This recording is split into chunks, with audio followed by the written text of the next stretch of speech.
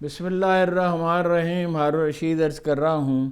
Supreme court کے 8 ججوں نے وضاحتی بیان جاری کیا ہے کہ الیکشن ایکٹ میں ترمیم سے 12 جولائی کا فیصلہ غیر مؤثر قرار نہیں دیا جا سکتا. اس فیصلے کے تحت خصوصی نشستیں قومی اسمبلی کی پی ٹی آئی کو دے دی گئی تھی، جو پشاور ہائی کورٹ نے دوسری پارٹیوں کو دینے کا حکم دیا تھا. اس بیان میں کہا گیا کہ الیکشن ایکٹ میں ترمیم کا ماضی سے طلاق نہیں ہو سکتا. وضاحتی بیان میں کہا گیا کہ اس معاملے پر کراچی اور اسلام آباد میں چیمبرز میں سماعت ہوئی، لہذا مختصر حکم نامے کے بعد الیکشن ایکٹ میں کی جانے والے ترامیم کا کوئی اثر نہیں ہوگا. مختصر حکم نامے میں انتخاب کنندگان کے حق کو سیاسی جماعتوں کے ذریعے نافذ کرنے کے لیے ریلیف دیا گیا. الیکشن کمیشن 12 جولائی کا سپریم کورٹ کا فیصلہ مکمل روح کے ساتھ نافذ کرنے کا پابند ہے. اس کے لیے کسی مزید وضاحت کی قطعاً کوئی ضرورت نہیں. چونکہ کمیشن اور پی ٹی آئی دونوں نے دوسری وضاحت طلب کی ہے، ہم صرف واضح کرنا قانون کو اچھی طرح سے قانون کی اچھی طرح سے طے شدہ تشریح کو دہرانا چاہتے ہیں. اور وہ ایسا لگتا ہے کہ آج تو وہ اجلاس نہیں ہو سکے، نہ کابینہ کا ہو سکا، نہ سینٹ کا ہو سکا، نہ اسمبلی کا ہو سکا. مولانا فضل الرحمان مذاکرات کر رہے ہیں پی ٹی آئی سے، اور ان کے کارکنوں کو ممبرز کو جو ہے وہ ترغیب دی گئی تھی. فارورڈ بلاگ بنایا تھا جس پہ انہوں نے کل رات بہت سخت شدید رد عمل کا اظہار کیا تھا. اس کے بعد نواز شریف صاحب، شہباز شریف صاحب اور سب لوگ ان کے پاس پہنچے، مگر وہ اپنے موقع پر قائم رہے. اور اسی دوران جب کہ وہ وفد موجود تھا پی ٹی آئی کا، تو بلاول بھٹو زرداری بھی مختصر ملاقات کے لیے پہنچے اور ملاقات کر کے چلے گئے، اور پی ٹی آئی کے وفد سے ان کی ملاقات دوسری شروع ہو گئی ہے. لاہور میں گرفتاریاں ہو رہی ہیں. وہ میں عرض کرتا ہوں، ملٹری کورٹ میں اعتزاز احسن صاحب نے کہا ہے کہ ملٹری کورٹ میں مقدمات چلانے کی باتیں کرنے والے کان کھول کر سن لیں، یہ کالا قانون ہے اور سویلین کے خلاف سیاسی بنیاد پر فوجی عدالت کے ذریعے کچھ لوگوں کی خواہشات پر مقدمہ چلانے کے اطلاعات ہیں. لیکن اب وقت آ گیا ہے کہ سب کو حساب دینا پڑے گا. پارلیمنٹ کی خصوصی کمیٹی نے آئینی ترمیم کا مسودہ منظور کر لیا ہے. سپریم کورٹ کے اکثریتی ججوں کا پہلا فیصلہ یعنی 12 جولائی کا فیصلہ جب سپریم کورٹ کی ویب سائٹ پہ اپلوڈ ہوا تو چیف جسٹس قاضی فائز عیسی صاحب نے رجسٹرار سے جواب طلبی کی تھی. 9 سوالات کیے تھے. یقینی طور پر انتظامی جانب سے کوئی سخت احکامات وغیرہ جاری کیے گئے ہوں گے، لیکن اس کے باوجود اکثریت ججوں نے بالکل اسی طریقے سے آج دوسری وضاحت بھی جاری کی. قاضی صاحب معلوم نہیں اب کیا کریں گے. ایک عجیب واقعہ یہ پیش آیا ہے کہ بی این بی مینگل کی سینیٹر نسیمہ احسان نے ووٹ دینے کا اعلان کیا ہے اس کے حق میں، ترمیم کے حق میں. شیری رحمان صاحبہ نے ان کا استقبال کیا پارلیمنٹ میں، اور ذرائع کا کہنا ہے، ذمہ دار ذرائع کا، کہ پیپلز پارٹی اس دھندے میں شامل ہے. لاہور میں مریم نواز کے حکم پر گرفتار ہونے والے طلباء تو رہا کر دیے گئے ہیں، اور لیکن نئی گرفتاریاں ہو رہی ہیں لاہور میں، آج جاری ہیں، اور لوگ بڑے اطمینان سے گرفتاریاں دے رہے ہیں، کسی خوف کے شکار نہیں ہیں. اسلام آباد ہائی کورٹ نے ایک اور خبر یہ ہے کہ اسلام آباد ہائی کورٹ نے ایک 90 ملین پاؤنڈ کیس میں عمران خان اور بشرا بی بی کی بریت کی درخواست 24 اکتوبر، جبکہ توشہ خانہ 2 کیس میں بشرا بی بی کی ضمانت کی درخواست 22 اکتوبر کو سماعت کے لیے مقرر کر دی ہے. اصل میں مقرر نہیں کر دی ہے، تاخیر کر دی ہے. گزشتہ ہفتے جسٹس میاں گل حسن اورنگزیب کے ڈینگی بخار میں مبتلا ہونے کی وجہ سے سماعت نہیں ہو سکی تھی. پھنسے ہوئے ہیں بہت بری طرح. ایم این اے طاہر اقبال چودھری کو مسجد سے جمعہ کی ادائیگی کے بعد گرفتار کر لیا گیا ہے. پی ٹی آئی جی او پی وہ گرفتاریاں لاہور میں جو ہیں جی پی او چوک میں ہو رہے ہیں، یعنی متصل ہائی کورٹ کے. لاہور ہائی کورٹ نے حالیہ واقعات اور سوشل میڈیا پر فیک نیوز کے حوالے سے فل بینچ بنانے کا فیصلہ کیا ہے. Chief justice Lahore high court محترمہ عالیہ نیلم کا کہنا تھا کہ 22 اکتوبر یعنی منگل کو فل بینچ ان کیسز پر سماعت کرے گا. چیف جسٹس عالیہ نیلم فل بینچ کی سربراہی خود کریں گی. جسٹس فاروق حیدر اور جسٹس علی ضیاء باجوہ فل بینچ کا حصہ ہوں گے. انہوں نے حکم دیا کہ ڈائریکٹر جنرل ایف آئی اے ان حالیہ واقعات کے حوالے سے تفتیش کریں. بعد ازاں عدالت نے ڈی جی ایف آئی اے کو اگلی سماعت پر ذاتی حیثیت میں طلب کر لیا. اسلام آباد میں جیسے کہ میں نے پہلے بھی عرض کیا، مولانا فضل الرحمان کے گھر پہ، ان کی رہائش گاہ پہ اپوزیشن کا اہم اجلاس ہو رہا ہے اور پی ٹی آئی وفد موجود ہے اور باہم مشورے ہو رہے ہیں۔ راولپنڈی میں کل جو 250 لوگ، ہماری اطلاع اس وقت 150 کی تھی لیکن مزید گرفتاریاں ہو رہی تھیں، وہ جو گرفتار کیے گئے تھے عدالت کے حکم پر انہیں رہا کر دیا گیا ہے۔ الیکشن کمیشن کا منصوبہ کیا تھا جس کے لیے وضاحت جاری کرنی پڑی؟ یہ وضاحت مانگی تھی پی ٹی آئی نے بھی اور الیکشن کمیشن نے بھی۔ منصوبہ یہ تھا کہ اگر کوئی تاخیر ہو جائے فیصلے میں تو دوسری پارٹیوں کے لوگوں کو حلف اٹھانے کا موقع دیا جائے، اور اسپیکر نے پہلے ہی خط لکھ رکھا تھا الیکشن کمیشن کو۔ یعنی یہ کئی متبادل منصوبے تھے، پی ٹی آئی کے لوگ خریدے جائیں، مولانا فضل الرحمان کے پارٹی میں فارورڈ بلاک بنایا جائے، یا الیکشن کمیشن جو ہے وہ جو لوگ ممبر نہیں ہیں، جن کا استحقاق نہیں ہے سپریم کورٹ کے فیصلے کے تحت، ان سے حلف لے لیا جائے اور ترمیم منظور کر لی جائے۔ بڑی تعجیل میں ہیں لیکن تعجیل کسی کام نہیں آ رہی، اس کا الٹا اثر ہو رہا ہے۔ الیکشن کمیشن نے اجلاس تو آج بھی بلایا مگر بے نتیجہ ختم ہو گیا۔ پیر کو دوبارہ اجلاس ہوگا اور ممکن ہے عین وقت پر کوئی بہت چونکا دینے والی خبر ہے، یعنی وہ سیٹیں الاٹ کر دیں اور جھگڑا جو ہے وہ بڑھتا رہے۔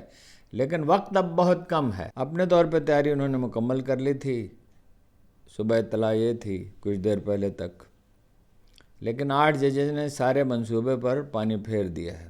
سابق اٹارنی جنرل منیر احمد ملک نے کہا ہے کہ آئینی بینچ کی تشکیل میں ایگزیکٹو کا کوئی رول نہیں ہونا چاہیے، حکومت کا یعنی کوئی رول نہیں چاہیے، وہ تو سیلف سرونگ بینچز بنائیں گے۔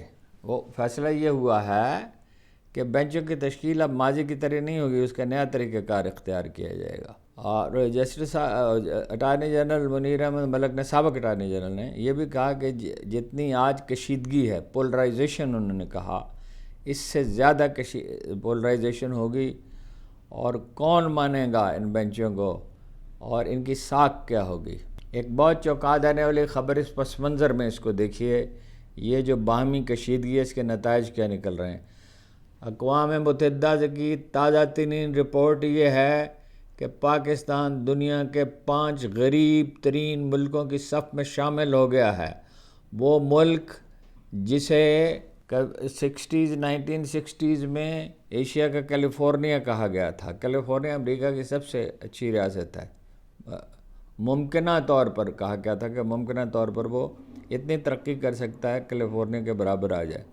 اس وقت سوائے جاپان کے اور کوریا کے اور کوئی ملک ترقی کرنے، سنگاپور وغیرہ کا نام ہی نہیں تھا۔ چین میں غربت پھیلی ہوئی تھی۔ اقوام متحدہ کی رپورٹ میں کہا گیا کہ 9 کروڑ 30 لاکھ پاکستانی جو ہیں وہ خط غربت سے نیچے ہیں۔ مولانا فضل الرحمان نے رات کو بہت اہم گفتگو کی جب انہیں معلوم ہوا کہ فارورڈ بلاک بنایا جا رہا ہے۔ انہوں نے کہا ہم صرف اپوزیشن کی نہیں، پاکستان کی قیادت کر رہے ہیں، بدماشی کرو گے تو بدماشی سے جواب دیں گے۔ یہ ان کا لہجہ نہیں، کبھی انہوں نے ایسا لہجہ اختیار نہیں کیا، شاذ کبھی کیا ہوگا۔ انصاف کو ہر صورت معاملات میں ساتھ رکھیں گے۔ اس گفتگو کے بعد شریف اور بلاول اپنے بستر چھوڑ کر سلیپروں میں مولانا کے گھر پہنچے اور انہیں یقین دلایا کہ آئینی ترمیم ان کے تعاون کے بغیر نہیں ہوگی، اور ممبران پارلیمنٹ کے اغوا اور ہراساں نہ کرنے کی یقین دہانی بھی کرے، جس پہ قطعاً کوئی عمل نہیں ہوا۔ مولانا فضل الرحمان کے بغیر بظاہر ترمیم ممکن نہیں ہے۔ اگر ان کو روند کر ترمیم ہوتی ہے تو ان کی ایک کال پر ظاہر ہے تحریک انصاف بھی لبیک کہے گی، اس کا موقف یہی ہے، وکیل بھی کہیں گے، ان کا موقف بھی یہی ہے، اور یہ کہہ رہے ہیں متعلقہ حلقے کہ اس حکومت کی نہ کوئی ساکھ ہے نہ کوئی حیثیت ہے، یہ نوکری پیشہ لوگ ہیں اور یہ منمانی نہیں کر سکتے۔ اور انہوں نے مولانا فضل الرحمان نے یہ مطالبہ بھی کیا ہے کہ اگر آپ ترمیم چاہتے ہیں تو منصور علی شاہ کو وہ لے کے آئیے نوٹیفیکیشن، اور قاضی صاحب ڈٹے ہوئے ہیں کہ منصور علی شاہ صاحب کا راستہ روکا جائے، اور وہ سمجھتے ہیں کہ انہوں نے ان کا پلان ناکام بنا دیا ہے تو اب انہیں بھی چیف جسٹس بننے نہ دیا جائے۔ ڈی چوک میں بڑی بھاری نفری تعینات پولیس کی، ایک بار پھر خطرہ ہے کہ میدان جنگ بننے کا۔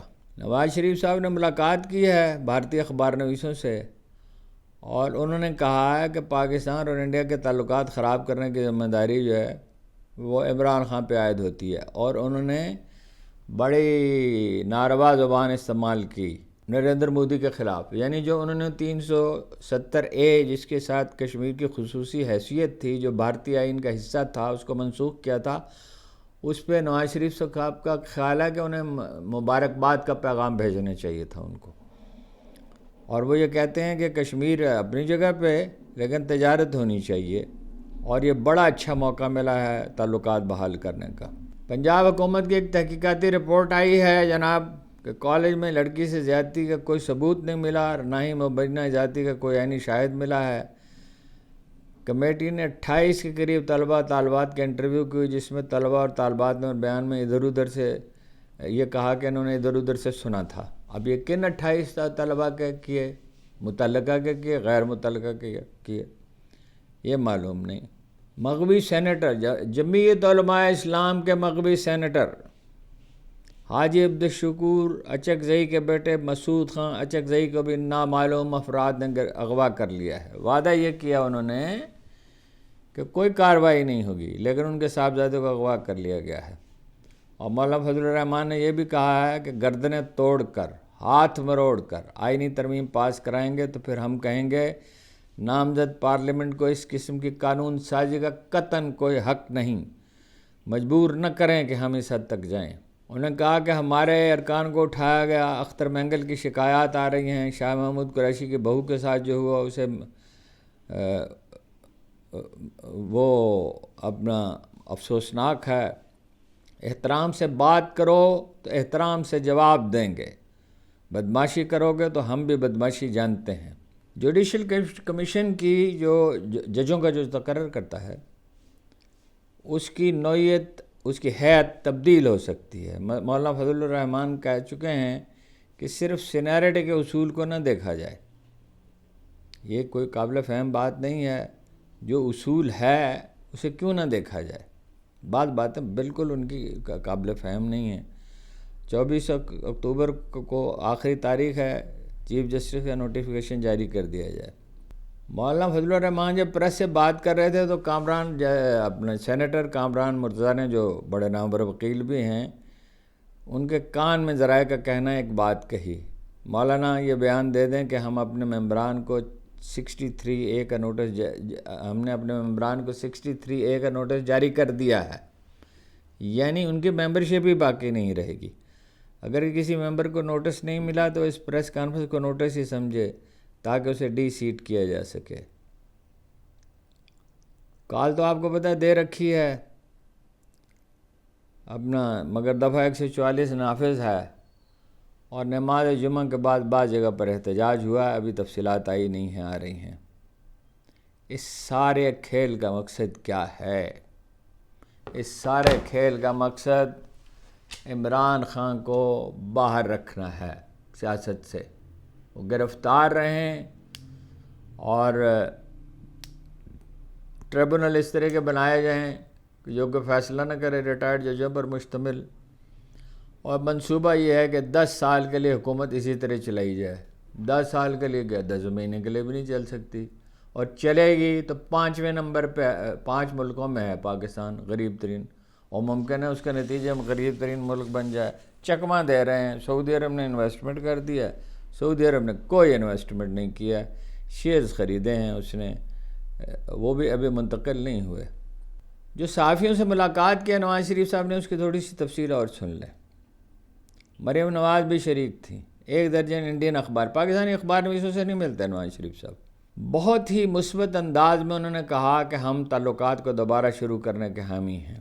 بھارتی اخبار نویس کہتے ہیں ہمیں محسوس ہوا کہ اس موقع کو کھونا نہیں چاہتے۔